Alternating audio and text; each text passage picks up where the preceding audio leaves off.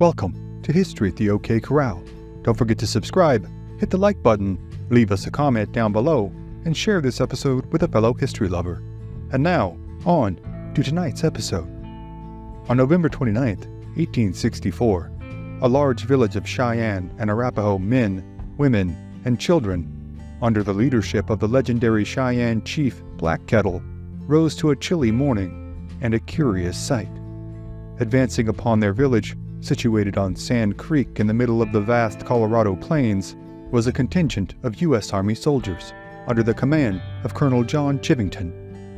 Only months earlier, in September of 1864, Chief Black Kettle had been assured by the governor of Colorado himself, John Evans, that he and his people need not worry of any undue encroachment or harassment on behalf of the United States government. But the advancing column of soldiers, 425 men in total of the 3rd Colorado Cavalry, seemed to carry an unnerving sense of uncertainty and aggression. Though tensions had run high between the tribes of the High Plains and the U.S. Army in recent years, with the terms of the 1851 Treaty of Fort Laramie, in which the Cheyenne and Arapaho were assured that the United States formally recognized their sovereign territories between the Northern Platte and Arkansas rivers, being done away with after the 1858 discovery of gold in the Rocky Mountains. In its stead, the Treaty of Fort Wise had been signed by 6 chiefs of the Cheyenne and Arapaho in February of 1861, ceding back the vast majority of their territory in exchange for promises to be allowed to live and roam unfettered within their newer, significantly smaller territory. Clashes between the tribes and the soldiers and settlers now living in increasingly closer proximity to each other became more and more frequent. Colonel John Chivington saw the only fitting solution to the incessant raiding and skirmishing was to eliminate the Cheyenne and Arapaho from these lands permanently. Thus, he ordered an attack on the peaceful village of Sand Creek. The Cheyenne and Arapaho, at first in a mass of confusion, attempted to make overtures of peace to dissuade their attackers. But within moments, a melee of violence descended upon the village, with men, women, and children being cut down by pistol, rifle, sword, and bayonet. In the midst of the chaos, Chief Black Kettle attempted to run the American flag given him by President Abraham Lincoln up a pole outside of his lodge, in order to show the soldiers he was not only a friend of the United States, but had also been endorsed by its commander-in-chief. However, while Black Kettle would survive the day, countless other innocent lives would be lost.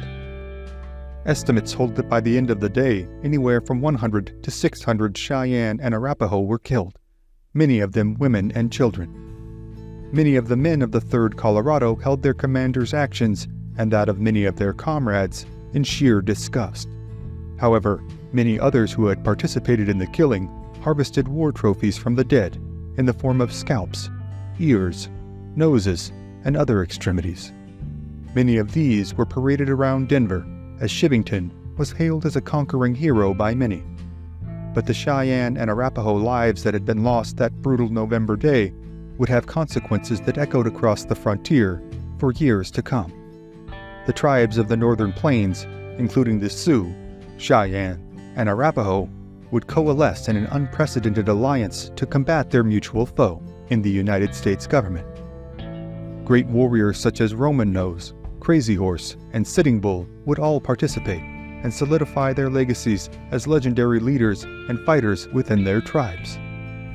But it would be a Lakota Sioux warrior named Mapihaluta, or Red Cloud, who would make his name known in the coming years as one of the most fearless, dynamic, capable, and cunning leaders the United States Army has ever faced in combat.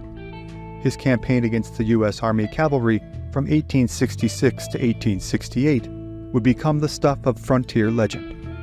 Tonight, History at the OK Corral brings you the tales of 3 decisive battles that made up one of the most successful guerrilla campaigns in history.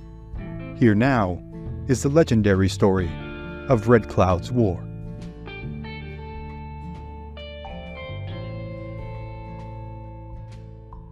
Northern Wyoming, December 21st, 1866. As battle cries and screams of agony ring out all around him, 32-year-old Adolf Metzger is in a desperate fight for his life. Tucked back into the scarcely discernible shelter of a crevice amidst a field of boulders, the young German-born immigrant fights ferociously, swinging his weapon with all of his might as guttural exhortations fly unconsciously from his lips. His attackers, who have all but laid waste to his comrades, are a collection of Lakota, Cheyenne, and Arapaho warriors, hundreds strong, fighting under the command of the legendary Red Cloud. They wield bows, arrows, lances, knives, and tomahawks, and advance upon their ensconced quarry with the myopic fury of a hungry pride of lions. Metzger, for his part, wields only a small brass instrument, a bugle, that he desperately swings as dozens of lances and arrows berate his position. To a random passerby, this spectacle would doubtless appear curious, if not slightly comical, were it not for the deadly serious consequences of the fight at hand. But, as curious as the sight might be, it is anything but a random encounter. Adolf Metzger is a soldier in the United States Army, serving in the 2nd Cavalry Regiment, C Company. At 5 feet 8 inches tall, with brown hair and blue eyes, he cuts a similar figure to many of his comrades who now lie cold in death around his position. He serves as the company bugler, a critical position in a time before radio communication. Metzger's job is to belt out the appropriate tunes on the bugle to denote attacks, retreats, and various maneuvers. The U.S. Army has determined that buglers need both hands free in order to properly execute their duties, and thus, the only weapon that Metzger has left is the diminutive brass instrument, with which he now makes a desperate last stand. Though he now stands here incurring the consequences of the United States government's repeated offenses against the Northern Plains nations, Metzger is but a poor soldier, at the mercy of his commanders and his duty. 6 months earlier, in June of 1866, the 2nd Cavalry, under the command of Colonel Henry B. Carrington, had ridden out of Fort Laramie in what is today southeastern Wyoming and into what is known as the Powder River Country with orders to protect immigrants traveling on the Bozeman Trail. A treaty had been agreed to with most of the powerful Northern Plains nations in 1851, including the Cheyenne, Lakota, Arapaho, Assiniboine, Mandan, Hidatsa, and Crow tribes. Signed in the very fort Carrington had ridden out of, it is known as the Fort Laramie Treaty of 1851. The treaty had designated this area in the Powder River Country as belonging to the Crow tribe, and guaranteed it immunity from incursion by either rival tribes or American settlers. However, a decade and a half of dwindling buffalo herds and increasing encroachment from westbound immigrants has driven the Sioux, Cheyenne, and Arapaho into more and more desperate straits. Fed up with the lack of trustworthiness exhibited by the United States government, the mighty Red Cloud has gathered a formidable army of highly motivated warriors intent not only on forestalling westward expansion, but on eliminating every soldier, settler, and rival tribe from their territory for good. While many of the soldiers now serving in the post-Civil War Army are indeed accustomed to combat and the hardships of life on the trail, none of them, nor their superiors, have seen anything like the warfare being waged upon them by Red Cloud. For the next few months, after their arrival in the Powder River Country, as they labored and constructed the fort that would be their home, the soldiers dealt with incessant attacks from warriors riding under the command of Red Cloud. Even after the fort was completed, Colonel Carrington was reticent to send any patrols outside of its walls in order to engage and deter the constant onslaught of piecemeal attacks. As the casualties mounted and the frustration amongst the ranks grew, Carrington's subordinate officers, most notably Captain William Fetterman, began to insist more and more vociferously that the only way to stop the attacks was to take the fight to Red Cloud and his warriors. Carrington and Fetterman had both served in the Union Army during the Civil War, though both men had had wildly different experiences throughout the conflict. While both had served honorably, Carrington, a Yale-educated officer and highly regarded as a masterful bureaucrat, had not seen combat on the front lines. Instead, he had solidified his reputation as a tireless organizer and, by war's end, had become head of a Union spy ring being run out of Indianapolis. Carrington, as well as his superiors, saw this excursion into the Powder River Country as an opportunity to garner the 42-year-old a measure of actual combat experience and pad his otherwise exemplary record. Whether due to his disposition, inexperience, or simply differing discernment of the situation at hand, Carrington had repeatedly denied his officers permission to pursue the Sioux, Cheyenne, and Arapaho. By December of 1866, this had caused an increasing level of discontent amongst nearly everyone ensconced within the timber confines of the fort. While no major engagements had taken place, it seemed to the inhabitants of the fort that one or two of them were turning up dead with alarming regularity. Among the most vocal proponents of taking up a more offensive course of action against the native attackers is Captain Fetterman. In stark contrast to his superior officer, Captain Fetterman has seen frontline action in the Civil War. He had participated in the Battle of Kennesaw Mountain, as well as Sherman's March. After the conclusion of the Civil War, Fetterman had stayed in the U.S. Army with the intentions of becoming a career officer. Though Fetterman's father had served as an officer in the Army, he had been orphaned as a young man and in his late teens denied entrance into West Point. Though he had gone on to assemble an impressive military resume, the combined lack of both a familial and educational pedigree imbued the captain with a burning sense of ambition. Though it was not an uncommon exhortation amongst American officers on the plains, Fetterman had repeatedly claimed that with a force of 80 men, he could wipe out the entire Sioux nation. Finally, after being ordered by General George Cooke to take the offensive against the murderous and insulting attacks, Carrington began to take a more aggressive approach against Red Cloud and his warriors. On December 6th, Carrington received word that a wagon train of woodcutters was under attack. The woodcutters, men whose job of venturing out into the nearby woods to procure timber was quickly becoming one of the most dangerous professions on the frontier, were roughly 4 miles west of the relative safety of the fort walls.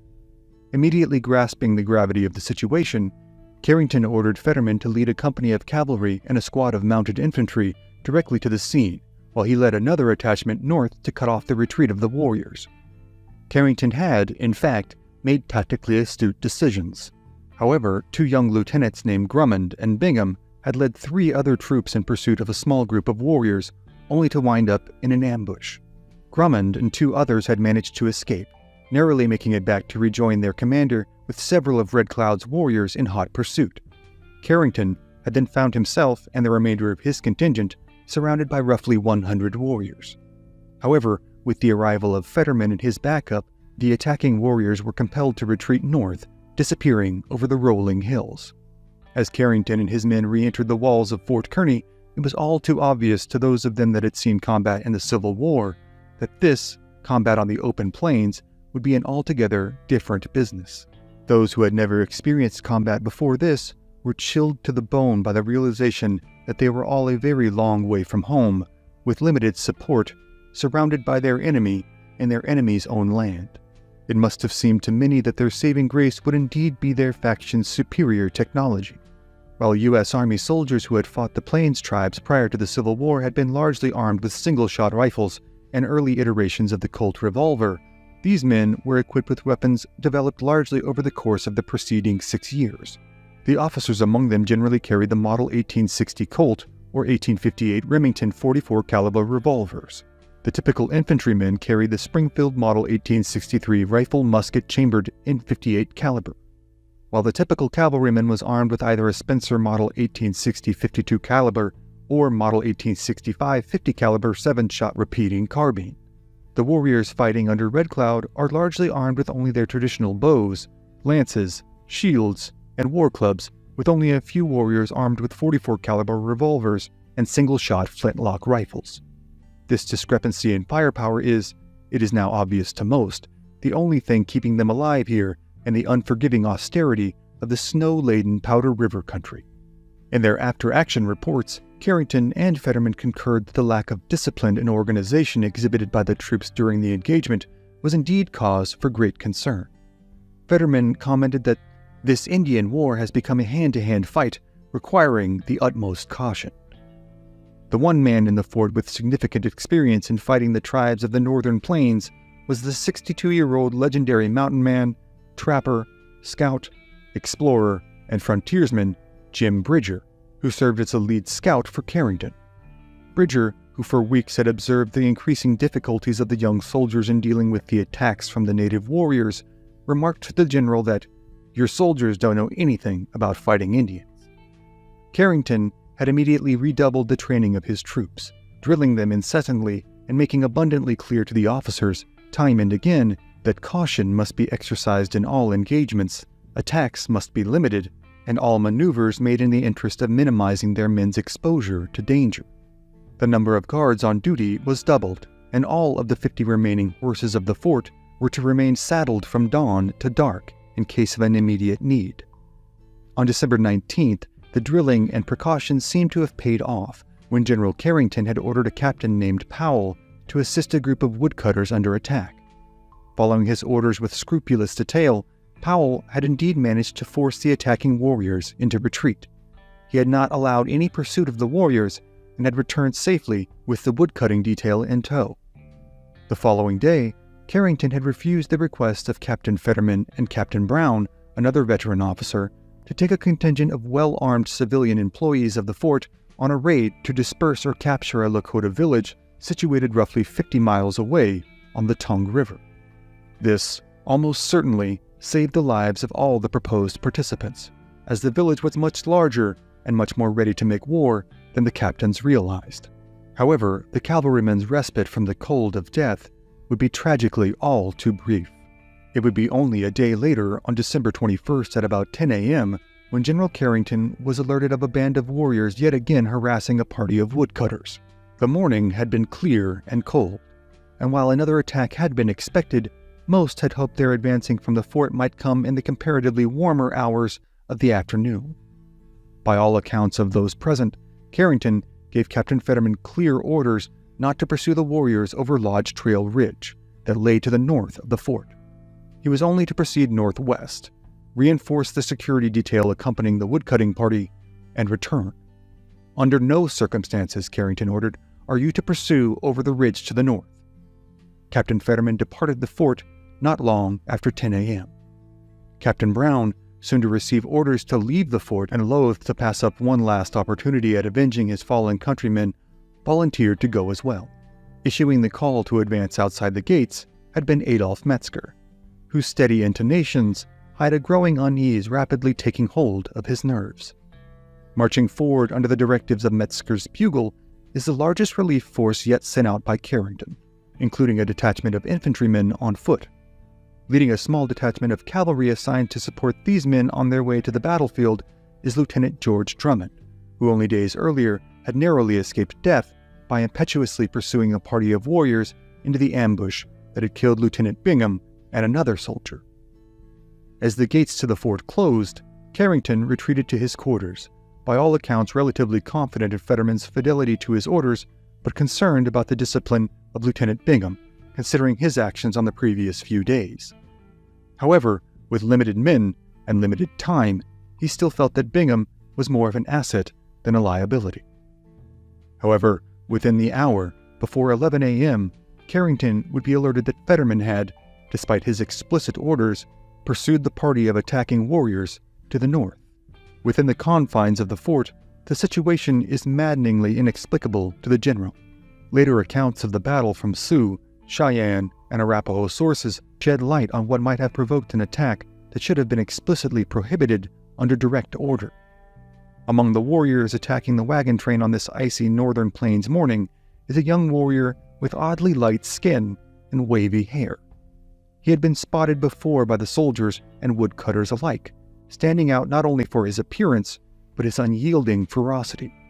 Again and again, when other warriors had retreated, or worse yet, fallen in death, the young man had proven indefatigable in assaulting his enemy. His own people, too, were increasingly impressed with his bravery and selflessness. Though still in his early 20s, the young man was beginning to cultivate a reputation as a fearless warrior and trustworthy leader. As a child, because of his hair, he had been known as Curly. Now, he is known amongst his people as Tisonka Whitco, or Crazy Horse. Crazy Horse and company, upon seeing the arrival of Captain Fetterman and his men, see yet another opportunity to employ one of their favorite tactics, a feigned retreat. In hopes of drawing the army officer's ire and enticing him to follow their feigned retreat into an ambush, Crazy Horse hurls repeated insults at Fetterman and his men, cursing them in English and striking threatening poses as a challenge. Finally, in either desperation or disgust, Crazy Horse had turned his back to the soldiers, dropped his leather leggings, and mooned them. Whether or not this insult is indeed the proverbial straw that broke the camel's back, Fetterman's men did indeed give chase. One possibility later proffered by researchers is that it was in fact Grumman, again at the mercy of his own vainglorious impulses, who broke ranks and began to lead the charge. As the pursuit carried on northward, Grumman and the bulk of the force pulled ahead of Fetterman, Brown, and the remainder of the force by several hundred yards. As they proceeded over the crest of Lodge Trail Ridge, however, they are met with what must have been a sickeningly bone-chilling sight. Thousands of warriors stood ready to meet them. The attack was not sprung until Grumman and his party were near the bottom of the ridge, with Fetterman and Brown between them and the fort.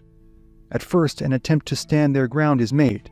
Then, quickly seeing the futility of this approach, Grumman, leading the contingent of troops furthest down the hill, begins to lead a fighting retreat up the steep slope, intending to reunite with Fetterman.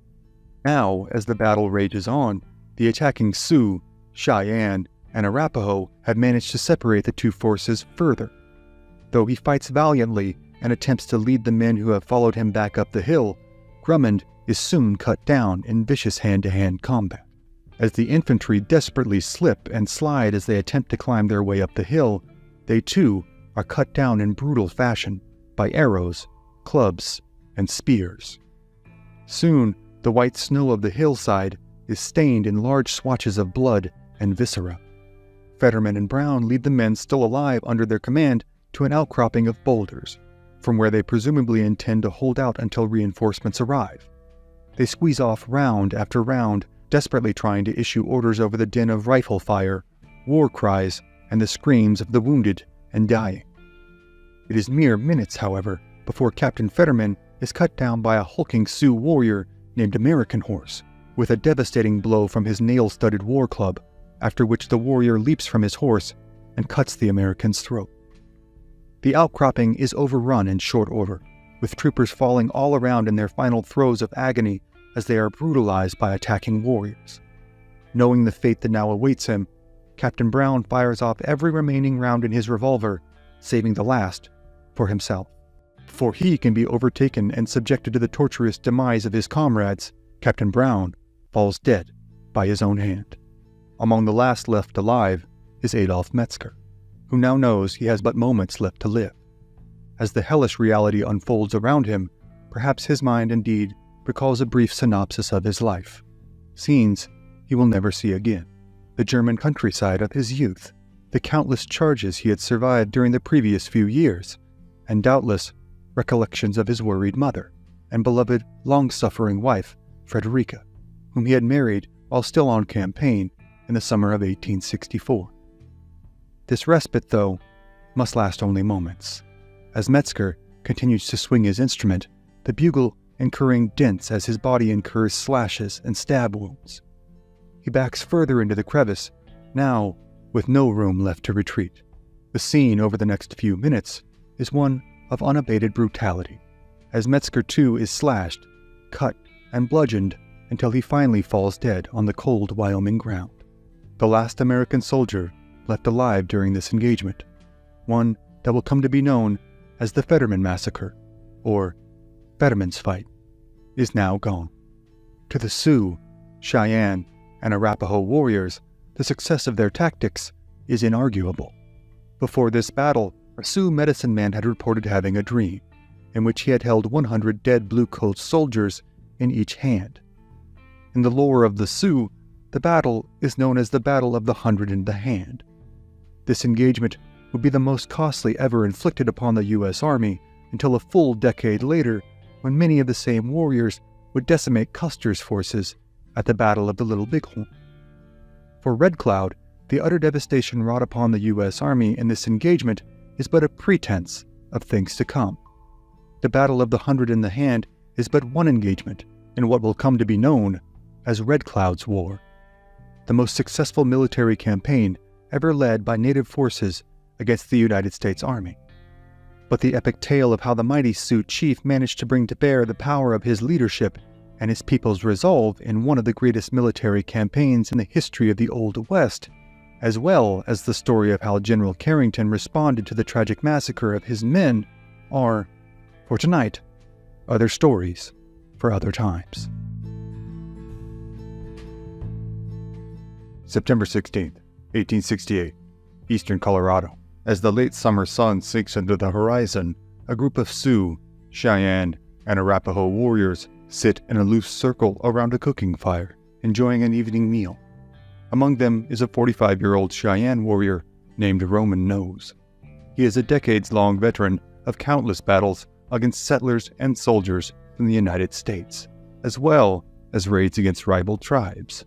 In the illustrious career he has compiled, Roman Nose has accrued many honors and a reputation amongst his people, his allies, and his enemies as a formidable tactician and a vicious fighter.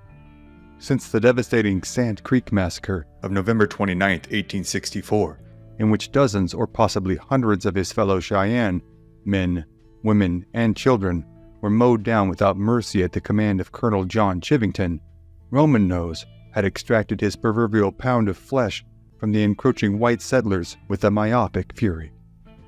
He had been born into a band of the Northern Cheyenne around the year 1823, son of a prominent warrior named Lone Bear and a beautiful and highly regarded mother named Black Buffalo Woman. Though as a child he had gone by the name Moseskanetsanunahe, or Bat, he had acquired the name Wokini, or Hook Nose, from his notable physical features, a name which the Americans would interpret as Roman Nose. He had fought at the Battle of Julesburg in Wyoming in 1865, and wrought terror and trepidation upon travelers all along the segment of the Oregon Trail that stretched to the northern plains. He had visited Fort Larned in April of the previous year, during which Isaac Coates, U.S. General Winston Scott Hancock's surgeon, observed Roman Nose in an argument with the general, noting that, "Of all the chiefs, he is one of the fittest specimens physically of his race. He is quite 6 feet in height, finely formed with a large body and muscular limbs. His appearance was decidedly military, and on this occasion particularly so, since he wore the uniform of a general in the army. A 7-shooting Spencer carbine hung at the side of his saddle, 4 large Navy revolvers stuck in his belt, and a bow, already strung with arrows, were grasped in his left hand. Thus armed and mounted on a fine horse, he was a good representative of the god of war, and his manner showed plainly that he did not care if we talked or fought."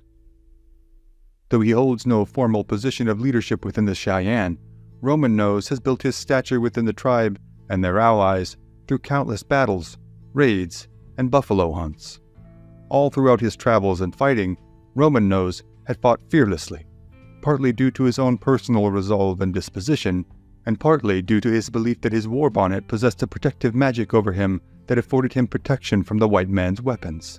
He had received the war bonnet as a gift from the Lakota warrior White Bull, who assured him no harm would come to him while he wore the headdress, so long as he did not violate its medicine by consuming any food prepared with the white man's metal utensils.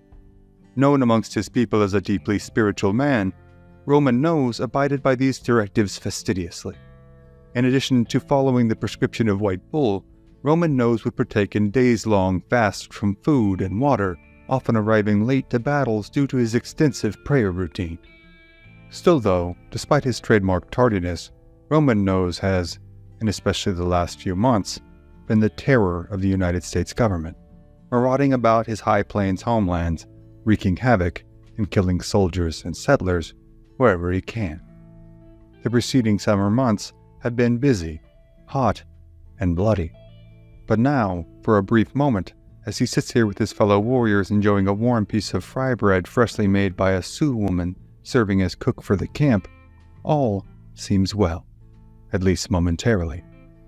Then, with all the disruption of a rifle's retort, the cry comes out from returning scouts that a contingent of white soldiers has been spotted nearby, and that an attack must be made as soon as possible. As he has so many times before, Roman Nose halts his meal and makes ready for the attack that will take place the next day. Just as he is making his way back to his lodge, one of his warrior cohorts rushes up to him, eyes wide in panic. The warrior informs Roman Nose that the Sioux woman who served them their dinner, not knowing of Roman Nose's prohibition against eating food prepared with metal utensils, had used a metal spoon to serve up their dinner. This action, though unintentional, now has resounding consequences. Roman Nose now believes his medicine, the the great protection offered by his war bonnet, has been compromised. The Cheyenne medicine man's ceremony for ostensibly restoring the power to the headdress will take days, a luxury the mighty warrior does not now have. As the night drags on, Roman Nose contemplates his next move, the millstone of fate weighing heavy on his mind. Only 12 miles away, on the dry fork of the Republican River, on the south bank of what is known as Delaware Creek, 27-year-old First Lieutenant Frederick Henry Beecher works alongside his men preparing their camp for the night.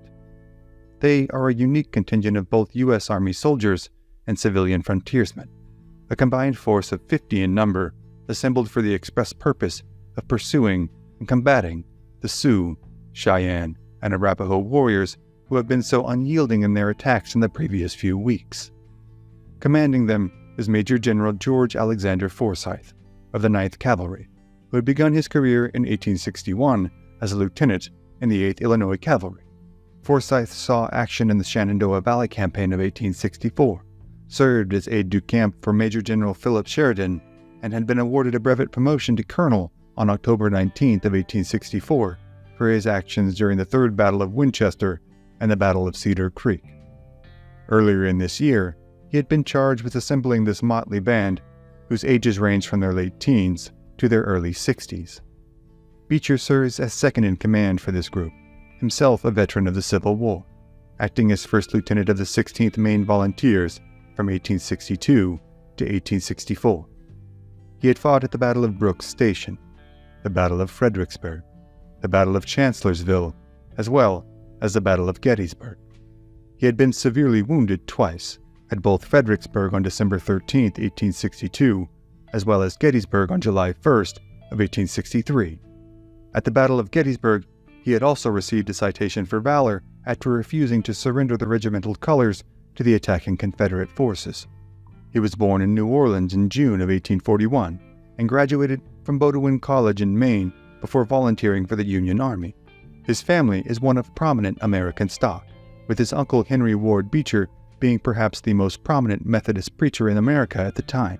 His aunt, Harriet Beecher Stowe, is perhaps the most famous writer in America, having authored the seminal fictional work in abolitionism at the time, Uncle Tom's Cabin, which had served as a major media flashpoint in the galvanization of the country on the issue of slavery.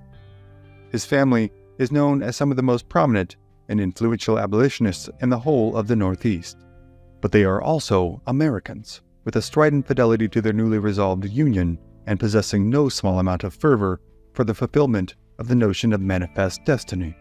The country, fresh out of conflict within itself, now seems, 3 years after the assassination of President Abraham Lincoln, unapologetically obsessed with their own reconstruction and expansion. Both reconstruction and expansion, though, have thus far come at great cost. In the South, unrest continues to run rampant, with the seeds of long-held resentments being sowed far and wide. In the West, the ongoing war between the United States government and the menagerie of tribes that range from Mexico to Canada has once again become red-hot after 4 years of a comparative lull in heavy fighting. Though conflict on the bleeding edge of the frontier had indeed raged throughout the entirety of the American Civil War, it was only after 1865 that the federal government could marshal the might of their full resources in the fight against the Plains tribes. The mere existence of this 50-man force, though, now unfurling their bedrolls and picketing their horses down for the night, is evidence of the U.S. Army's assessment of the situation on the high plains as a desperate one that calls for desperate measures if the attacks made by warriors who oftentimes have personal ties to those massacred by Chivington and company at Sand Creek are to ever be abated. On the morning of September 10th, this detachment had left Fort Wallace, located in present-day Kansas, following the trail of what they initially believed to be a force of 25 native warriors who had attacked a work detail roughly 13 miles from the fort. The trail, however, soon began to show signs of a far larger force of native Sioux, Cheyenne, and Arapaho warriors in the vicinity. This prospect, though, was an enticing one for many in the party, as the largest problem for many units fighting on the open plains was not as much in combating the native warriors in battle, but in actually finding them in the first place. The vast majority of the time, pursuing soldiers and citizens alike saw their attackers, or their quarry depending on the situation, disappear with specter-like ease into the seemingly endless flat grasslands. Now, as men begin to doze off and others take their turns standing watch, the night drags on, under the splendor of the northern plains sky. Many amongst them have lost friends and loved ones to the attacks of the Sioux, Cheyenne, and Arapaho, and now burn for revenge that they hope is finally all too close at hand. However, even the most fervent pursuer amongst them would likely be shocked, and perhaps slightly horrified, to know that a massive camp of Sioux, Cheyenne, and Arapaho, hundreds or perhaps thousands strong, lies only a dozen miles away from their force of 50 men. But when the sun breaches the eastern horizon on the morning of the 17th, the rude awakening for this small force is at hand, both literally and figuratively. Silhouetted by the rising sun, lining the ridgetops around them, are hundreds of Sioux, Cheyenne, and Arapaho warriors, resplendent in their war paint and letting loose war cries that jar awake those who have not yet been alerted by the men on watch. As First Lieutenant Beecher wipes the sleep from his eyes and takes stock of the situation at hand, his mind seems nearly unable to reconcile the bizarre sight before him. Not only are hundreds of warriors on the hilltops above them, but also are the wives and children of the warriors, looking on and exhorting their husbands and fathers to glory. Overseeing them from a distance is Roman Nose. Though not a formal chief, his leadership on the battlefield has been a pivotal element in the native warriors' successes in the preceding years. Now, as he watches on, Roman Nose fights a growing sense of self-consciousness as some among his people trade curious glances and hushed whispers as their best warrior only watches the battle about to take place. The word has gone out amongst the assembled Sioux, Cheyenne, and Arapaho that no warrior should make any rash moves. Their prey is cornered, and to the eyes of the Sioux, Cheyenne, and Arapaho warriors present, they are helpless. But as young men are often wont to do, a group of 8 teenage warriors make a foolhardy attempt at stampeding the soldiers' horses. Some of the 50 Americans fire upon them with their Spencer repeating carbines, a new technology that allows rapid reloading as opposed to the muzzle-loading rifles and muskets of only a few years prior. Though none of the young warriors are killed in their attempt, the first shots of the fight have now been fired, and now a torrent of violence is unleashed, as rapid charges are made upon the small camp, with war cries filling the air, mixing with the sounds of commands in English and the cheering of the Sioux, Cheyenne, and Arapaho women and children in their respective languages. As the attacks persist, First Lieutenant Beecher coolly and calmly fires upon the charging warriors, while encouraging his men to take accurate shots and remain courageous despite their obvious numerical disadvantage. First in command, Major General Forsyth orders the men to retreat across the shallow waters of the river to a small, desolate island located midstream between the north and south banks. Forsyth and Beecher assist their 48 men in forming a barricade with the very horses they had led across the river, tying the animals off to bushes and taking cover behind them. Almost as soon as the men are able to take their positions behind their unfortunate means of cover, another series of attacks ensues, again swarming down upon them seemingly from all directions. One after another, the horses tied off to the bushes are felled by arrows and bullets from the Sioux, Cheyenne, and Arapaho warriors. As the men continue to take fire, more and more among them recognize the riotous crack of the rifles carried by the native warriors. The chilling realization falls upon the men, now ensconced upon this barren strip of earth in the middle of a sparse high-plain stream, that they are being fired upon with Henry and Spencer repeating rifles. Some of these weapons have been procured by the warriors from both prior victories, such as the utter massacre wrought upon the cavalry and the Fetterman massacre of a year and a half prior. Some of the repeating rifles, though, a technology that had been a singular means of advantage for the U.S. cavalry over the Plains tribes, have been provided by the United States government's Bureau of Indian Affairs under the pretense that they would only be used for hunting. Despite the vehement assertions to the contrary from countless correspondence penned by Army officers in the field to their superiors in Washington, D.C., besieging them to stop this clearly conflicting practice, no such effort has been made by this summer of 1868. Now, as their horses are being killed by bullets funded by their own government, the men on the island's situation is rapidly becoming more and more dire. Forsyth and Beecher agree that the only course of action left is to kill the remaining horses and order the men to dig in more substantial breastworks behind the animals' bodies. As things are, the men are far too exposed, and their small force can now only hope to hunker down and hold their position. As the iron stink of blood and viscera permeate the air, the men dig in desperate, intermittent fits, stopping only to fire on assailing bands of attacking warriors who incessantly pester them with attacks. Some of the warriors take a more surreptitious route of attack, sneaking into the thick grass that lines the riverbanks and sniping at the men now effectively trapped on the island. As the fight drags on, the mighty Roman nose continues to watch from a distance. Initially, he had thought that his participation in the fight today may indeed prove unnecessary. With the enemy trapped and assumed to be at the mercy of antiquated weaponry, he had hoped this might be a chance for some of the younger warriors to make their own marks in their initial forays into combat. But as the afternoon sun burns brighter and hotter, and more young warriors fall to the Americans' repeating rifles, Roman Nose becomes more and more burdened by his own internal dialogue heaping guilt upon himself. Then, an old Cheyenne woman, observing this revered warrior not participating in the fight, begins to mercilessly chastise him. She browbeats him with accusations of laziness and, worse, cowardice, charging that the lives of young warriors lost today will be due to his reticence to act. Finally, Roman Nose can take no more. "I will die," he says, in a low, resigned tone, "but I will go." Despite the gravity of the situation, Roman Nose fastidiously paints his face and torso, checks his weapons, says his prayers, and finally dons his legendary war bonnet. The war bonnet itself speaks to the bizarre and desperate nature of the fate of these two groups brought together here today in combat in one of the most austere environments on the continent. The following is a description of the bonnet itself, made years later by the warrior who had constructed it, White Bull, as told by George P. Grinnell. Instead of having two buffalo horns attached at the headband, one on each side, it had but one rising over the center of the forehead. It had a very long tail that touched the ground, even when Roman Nose was mounted. This tail was made of a strip of young buffalo hide and had eagle feathers all along its length.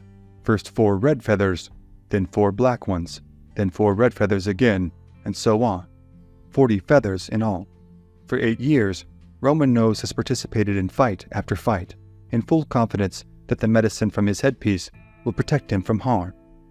Now, believing its powers compromised and that it will serve merely as an ornament in his own demise, he pulls the war bonnet down upon his head and rides out with a small group of fellow warriors to make an attack on the island. Again, as they had countless times before, he and his fellow warriors steel their nerves in the last seconds before urging their war horses forward at full speed towards the small island. The attack comes on, with the Americans at the island holding their fire until the mighty warriors are only 50 yards away before unleashing a volley of fire from their repeating rifles, followed in rapid succession by another and another. In the melee, Roman Nose is grievously wounded by a bullet to his torso. After a short fight, the force retreats over the hilltops and back to the village. Here, the mighty Roman Nose is pulled from his horse, his condition rapidly declining due to organ damage and loss of blood. He is taken inside of one of the lodges where medicine is applied to his wound, but his condition continues to rapidly deteriorate. By sunrise, the legendary Cheyenne warrior, who had fought so long for so hard without incurring so much as a scratch, lies cold in death inside one of the buffalo hide lodges of the village. Wails and lamentations resound, as the loss of such a great warrior and treasured friend is one felt as palpably here on the Great Plains as it is anywhere in the long and brutal course of history. Meanwhile, back on the island, Major General Forsyth now lies prostrate, grievously wounded himself by a bullet lodged in his thigh, dangerously close to his femoral artery. He props himself up on one elbow, giving directions and doing his best to address his own wounds. Suddenly, another charge comes on. Again, the succeeding minutes are filled with the din of gunfire and war cries, until again, the warriors retreat, and all on the island falls silent. Suddenly, to Major General Forsyth and the men's eternal shock and horror, First Lieutenant Beecher wearily stands up, seemingly in some kind of battle-induced stupor. He then falls to one knee, and begins to drag himself towards Forsyth. Beecher cries out, I have my death wound, General. I am shot in the side, and dying." Forsyth desperately scrambles towards his friend. "No, Beecher, no," he manages to cry out, as the young first lieutenant falls. "Yes, good night," Beecher manages to stoically mumble, before his eyes close, and the soldier, who had survived the horrors of so many battles, utters his final words, "My poor mother." Forsyth and the men now find themselves in a state of shock and nearing despair as they lie prone, several of them injured, and now, with a total of 4 of their forces, including Beecher, Sergeant J. H. Moores, George W. Culver, and William Wilson, also lying dead on the small island in this shallow stream. Their proximity to death, in both time and space, has severely unnerved every man present, whether military or civilian. As the sun sets and a long, worrisome night unfolds, Forsyth considers his options. In the middle of the night, the men huddle behind the swelling and stinking carcasses of their horses and devise a plan. They cannot stay here, it is obvious to all. However, with all of their mounts now serving as defensive breastworks, their only means of escape will be on foot, in the middle of the high plains, with hundreds of warriors swarming the area. This is tantamount to suicide. Still, it is their only hope. Forsyth beseeches the men that someone will have to make the trek to Fort Wallace to request assistance. A 19-year-old named Simpson Jack Stillwell and a veteran French-Canadian trapper named Pierre Avalanche Trudeau, a man thought to be in his 60s but said to look much older, volunteered to make the 70-mile journey southeast, knowing that being caught will mean a certain, horrific death. The men depart before sunrise, walking backwards across the stream in hopes of deterring the native warriors who will eventually surely pursue them.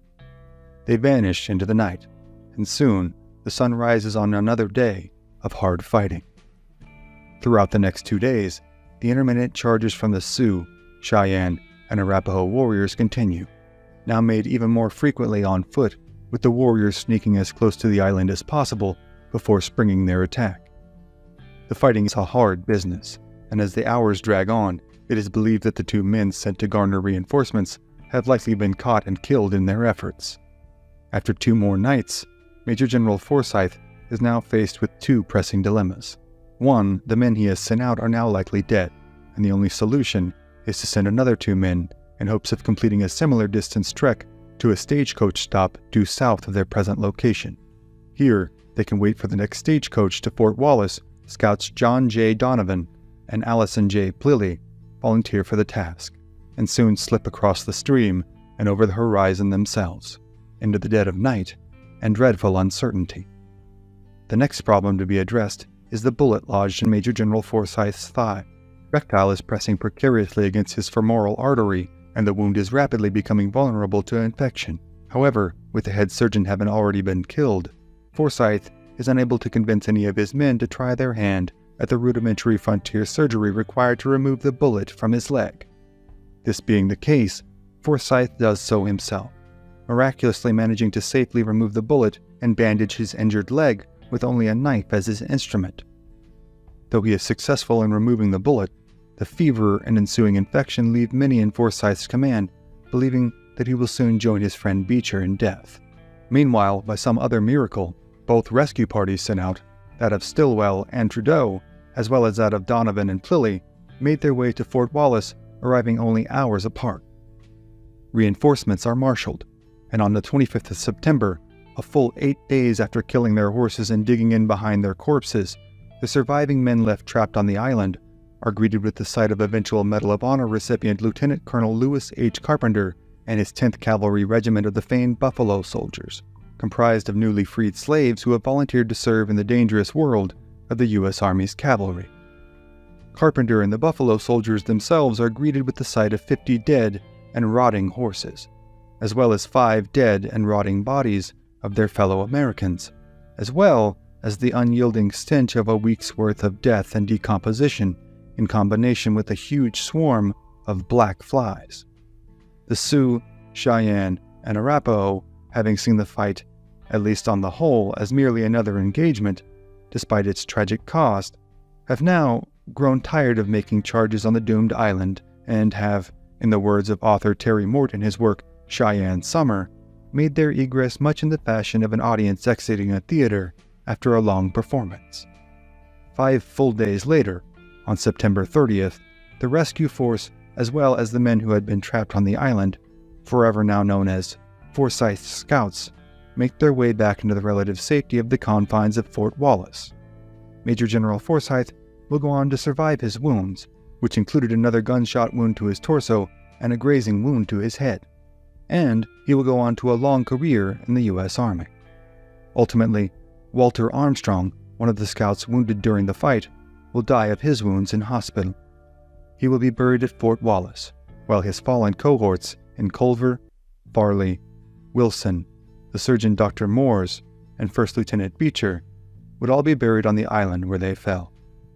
Though the course of the river has changed throughout the years, rendering the original site of his grave unknowable, the island itself is today known as Beecher's Island. The final resting place of Roman Nose is, as well, lost to the march of history. After the battle, his body was placed atop a funeral pyre and left to be consumed by the animals and elements, as was the tradition of the Cheyenne. Upon learning about the fight at Beecher's Island, another famous frontier figure, General George Armstrong Custer, remarked that it was the greatest battle on the plains. The consequences of the battles of Beecher's Island would have reverberations that would be felt throughout the next bloody decade of conflict on the plains between the United States Army and tribes like the Sioux, Cheyenne, Arapaho, Kiowa, Blackfoot, and Comanche. But the stories of those battles, like the bloody tale of Custer's final fight at the Little Bighorn or the tragic massacre at Wounded Knee, are, for tonight, other stories for other times. Montana, late July, 1867. In the oppressive heat of a large buffalo hide lodge, a group of Sioux, Cheyenne, and Arapaho warriors and chiefs beat a large war drum and chant their war songs with all the gusto they could muster as their energy wanes after hours spent at their task. Around them are packed dozens of other warriors, making an already unseasonably warm day nearly unbearable inside the cramped confines of the lodge.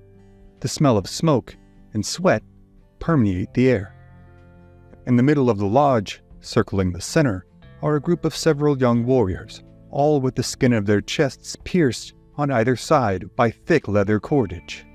Thoroughly exhausted from hours of dancing, chanting, and blood loss, the warriors occasionally suspend the entirety of their body weight from the cordage, stretching every sinew to its absolute limit in their pursuit of spiritual favor.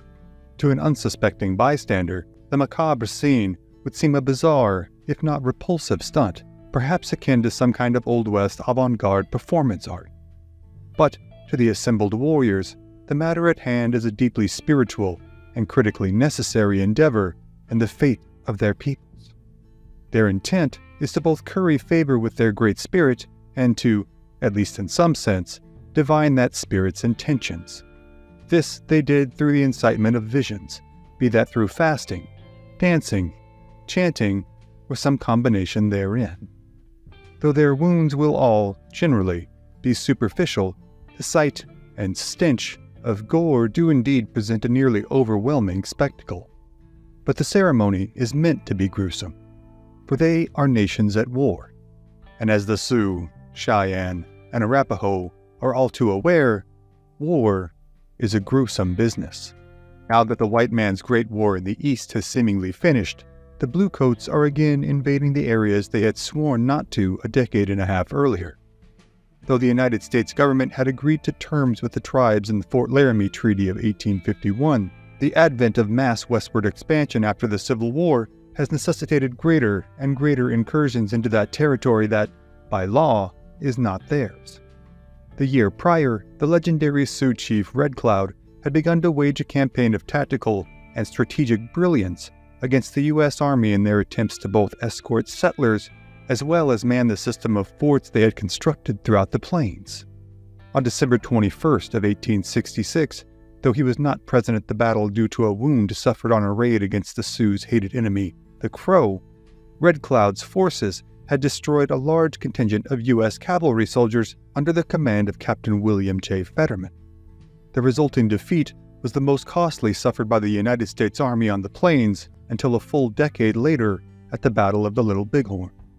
The force of roughly 1,000 warriors, which included future legends such as Crazy Horse and American Horse, laid waste to every single member of the 81-man patrol in desperate, bloody, hand-to-hand combat. As was custom in Northern Plains warfare, as both a deterrent and a punishment, the bodies of the slain had been horribly mutilated and left for their comrades to find. Colonel Henry B. Carrington, the commanding officer of the fort during the Fetterman massacre, led a contingent of cavalry troops out to find the remains of the fallen the day after the fight. Carrington's account of what he and his troops found could be descriptive of the aftermath of countless encounters between U.S. troops and native tribes on the open plains. We found their eyes torn out and laid on rocks, noses cut off, ears cut off, chins hewn off, entrails taken out and exposed, hands cut off, feet cut off, arms taken out from socket, private parts severed and indecently placed on the person. Such viscerally disturbing sights would forever haunt the dreams of those who had been present that day, and endured the gory task of burying the brutalized remains of their comrades in the icy, hard ground of the Wyoming frontier. A heroic ride had been made by one Manuel Felipe Cardozo, also known as John Phillips or Portuguese Phillips, in the midst of a blizzard from Fort Phil Kearny to Fort Laramie, where the commanding officer, Colonel Ennis Palmer, was informed of the defeat and reinforcements were marshaled. But while such tragic losses were avoided by the Army during the spring and vast majority of the summer, the Sioux, Cheyenne, and Arapaho had continued to harass travelers on the Bozeman Trail, as well as civilian woodcutting and hay-gathering details that had served as critical support lifelines for the fort. Now, as the summer season for hunting and making war comes into full swing, the tribes gathered here at the Sundance on the sweltering Montana plains intend to divine their next target with the help of both their Great Spirit and the direction of the war chief who has so brilliantly led them in the preceding months, Red Cloud. Now, it is determined that the next focal point of their ire will be the civilian work details of Fort C.F. Smith and Fort Phil Kearny. In classic guerrilla warfare strategy, Red Cloud intends not to attack the strongholds of the fort, but rather to strike at their most vulnerable elements when and where they present themselves as targets. It is determined that, in just a few weeks' time, the warriors of the Sioux, Cheyenne, and Arapaho now gathered here for the Sundance will resume their terrorizing of the U.S. Army forts, and they will not stop until the U.S. Army and all the white men are gone from their territory for good. On the morning of August 1, 1867, the warriors rise hours before dawn to complete their pre-raid rituals. Horses and bodies are painted, weapons are checked and rechecked, prayers are offered, and water is consumed nearly to the point of nauseation in preparation for the long, hot day ahead. Miles away, just as dawn begins to break, the soldiers and civilians ensconced within the walls of Fort C.F. Smith are busy readying themselves for another day of hard labor in the unremitting summer heat. As the inhabitants of the fort hurriedly consume breakfasts of hardtack and black coffee, they nervously eye the rolling countryside outside of the fort's walls. In the hue of the new dawn glow, the scene is sparse, beautiful, and deceptively placid. But as they make small talk and finish their breakfasts, every man knows that a very real danger lies out there, somewhere on the open plains. However, the option to simply hunker down inside the walls of the fort, enticing as it might seem, is not a tenable one. Should the civilian laborers not venture forth to cut and gather the hay that sustains the livestock within the fort, their means of both sustenance and mobility will be markedly compromised. And so, just after sunrise, a group of 30 men, composed of 21 soldiers and 9 civilians, make its nerve-rattling 2.5-mile commute to the hayfield in the Bigfoot Valley, where their day's work of harvesting lays ahead of them. As the laborers set about their work, the soldiers take their places on guard. The soldiers, members of the U.S. Army's 27th Infantry, and under the command of Lieutenant Sigismund Sternberg, split their force of 21 men between the hilltops surrounding the hayfield and the improvised corral-turned-fort that is to serve as shelter for the soldiers and civilians alike should an attack occur. The fort, more aptly described by one source as a fortified corral, has been constructed on the left bank of War Man Creek, roughly 40 feet from the spring bed. It measures roughly 100 feet by 60 feet and consists of upright posts sunk into the ground at 6-foot intervals. Horizontally attached to these are heavy poles, tied off to the vertical poles and interlaced with green willow branches. At best, under actual duress, the fortification will provide little in the way of cover, but it is certainly better than the alternative of being caught in the open.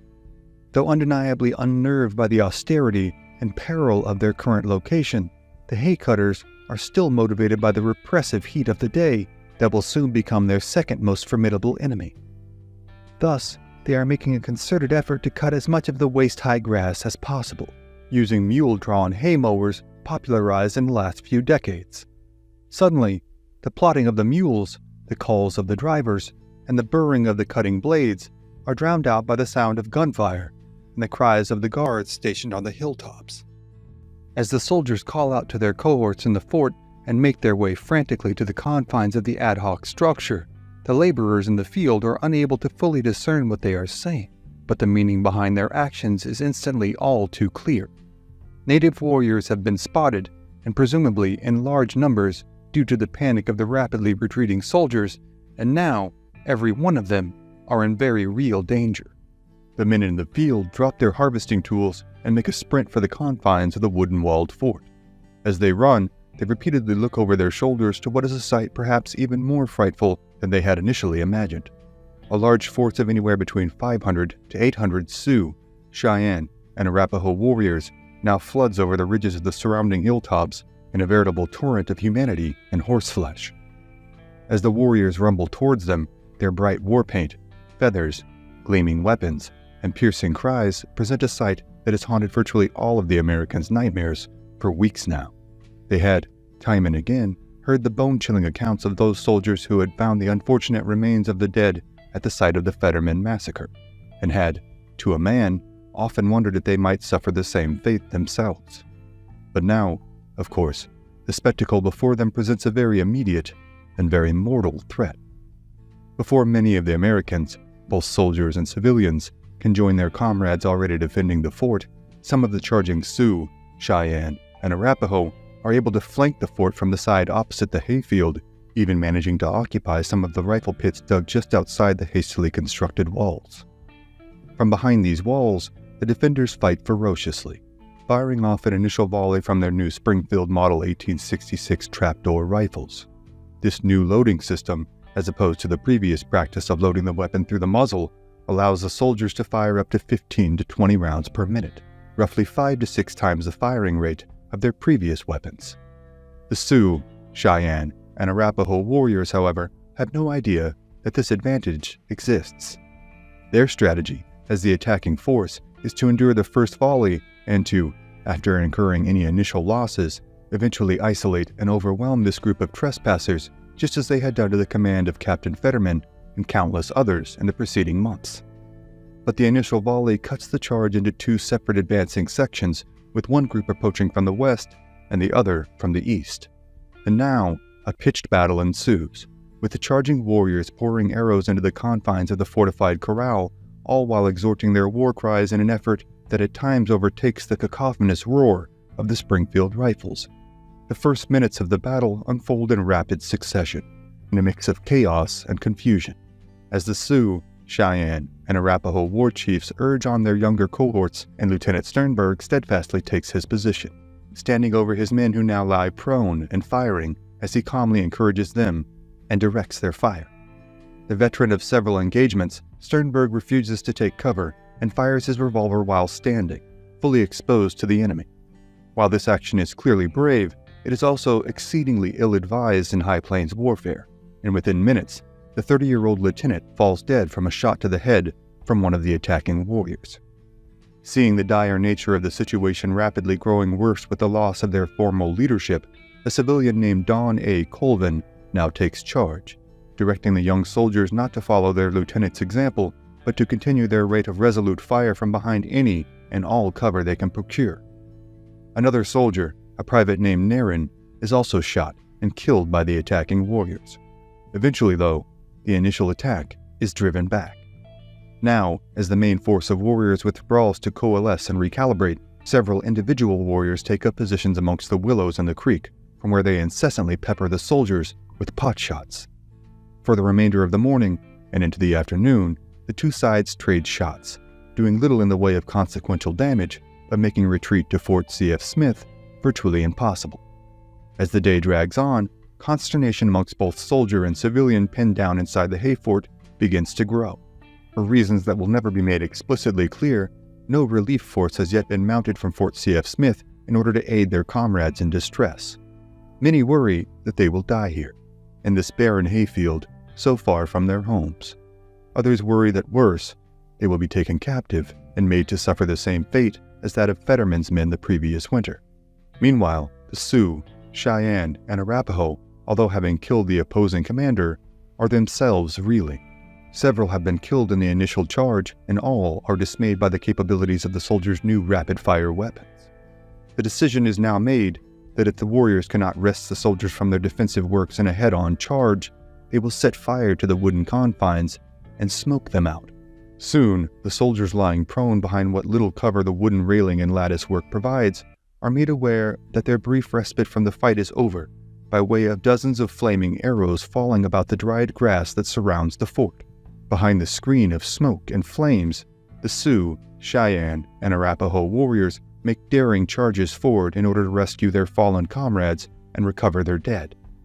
One Private Lockhart, a young soldier defending the fort, gives the following first-hand account. Fire came in rolling billows, like the waves of the ocean, the Indians whooping behind. When it arrived within 20 feet of the barricade, it stopped, as though arrested by a supernatural power. The flames arose to a perpendicular height of at least 40 feet, made one or two undulating movements, and were extinguished with a spanking slap. The wind, the succeeding instant, carried the smoke of the smoldering grass from the providentially saved encampment. After an initial charge in order to recover their comrades, the native warriors again make a vicious attack on the fort itself, raining down bullets and arrows upon the defenders while again taking significant casualties themselves. However, in this attack, the Sioux, Cheyenne, and Arapaho managed to mortally wound J.G. Hollister and inflict another wound on Sergeant Norton. Again, the battle devolves into a sniping match, with each side reluctant to make any major move. As the scorching summer sun reaches its noontime apex, both factions are exhausted from both the heat and the intensity of combat. A momentary lull in fighting occurs, with each side seizing the opportunity to stock up on water and tend to their wounded. As they wait on yet another attack they are all but certain will soon come, the soldiers and civilians ensconced inside the Hayfield fort dig into their positions, and each man ensures he is amply supplied with both water and ammunition. Soon, another charge comes. Again, the blood-curdling war cries of the Sioux, Cheyenne, and Arapaho fill the air, as the brave warriors make yet another charge, in hopes of finally overrunning the Hayfield fort.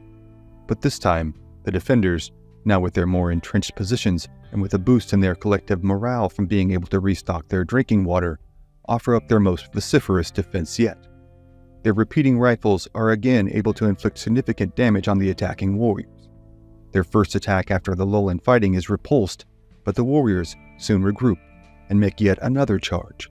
On this second charge, George Duncan manages to gravely wound a charging warrior. This warrior's fall alone seems to bring the entire attacking force to a near instantaneous halt. The attacking warriors now retreat, scooping up their wounded comrade on their egress and again disappearing over the hilltops. It is speculated amongst the defenders that perhaps the attacking warrior is a medicine man or chief. Perhaps, they hope, that will be the last attack of the Sioux, Cheyenne, and Arapaho. Their own ammunition is beginning to run low, and the lack of reinforcements is again beginning to dampen their hopes of escape. Unwilling to hedge their bets on the native warriors having retreated for good, though, civilian Colvin leads an effort to reinforce the southern wall of the Hayfield fort. The defenders are again met with the sight of an oncoming horde of mighty native warriors, themselves exhausted, incensed, and fearful. This time, the Sioux, Cheyenne, and Arapaho attack on foot, making a mad dash from the south towards the newly reinforced wall. The cry goes out amongst the men defending the Hayfield fort to hold their fire until the attacking force has crossed the river and fully made their way out of the brush and into the open few yards of territory between the river and the southern wall of the fort. Finally, civilian Colvin, opens fire, soon followed by the rest of the defenders, who in turn follow their shots with reloading and firing in rapid succession. Again, what is believed by the men in the fort to be a chief is killed in one of the volleys. Several of his warrior cohorts also fall, most dead or mortally wounded. The desperate attack is quickly repulsed, and seeing an opening in the weakened Sioux, Cheyenne, and Arapaho forces, Private Bradley volunteers to take one of the 3 mules that has survived the fight and make a ride to CF Fort to make a desperate plea for reinforcements. With several warriors trailing him the entire way, Private Bradley miraculously makes his way into the confines of Fort CF Smith, with his attackers only several dozen yards behind him. When he arrives, he is informed that Company G, under the command of Colonel Bradley, no relation, has just moved out in order to reinforce the men at the Hayfield Fort. Learning of the full severity of the situation at the Hayfield Fort, a Company H, under the command of Lieutenant Fenton, is ordered to reinforce Company G, taking with them one of the fort's mountain howitzers, a small but formidable field cannon. The reinforcements reach the Hayfield Fort just as the sun is beginning to set. On their way into the fort, they had fought the Sioux, Cheyenne, and Arapaho with intermittent skirmishing and pot shots. Now, as the officers take stock of the gruesome scene of dead, wounded, and traumatized men, the men continue to snipe with warriors hidden in the brush line across the riverbank. With darkness looming, the need is rapidly becoming imminent to move back to Fort CF Smith, lest they all be trapped here overnight. Of the 22 mules that had made their way to the Hayfield Fort that morning, only 3 remain alive. This means that only 2 of the wagons at the Hayfield Fort can be used to transport the dead and wounded back to Fort CF Smith.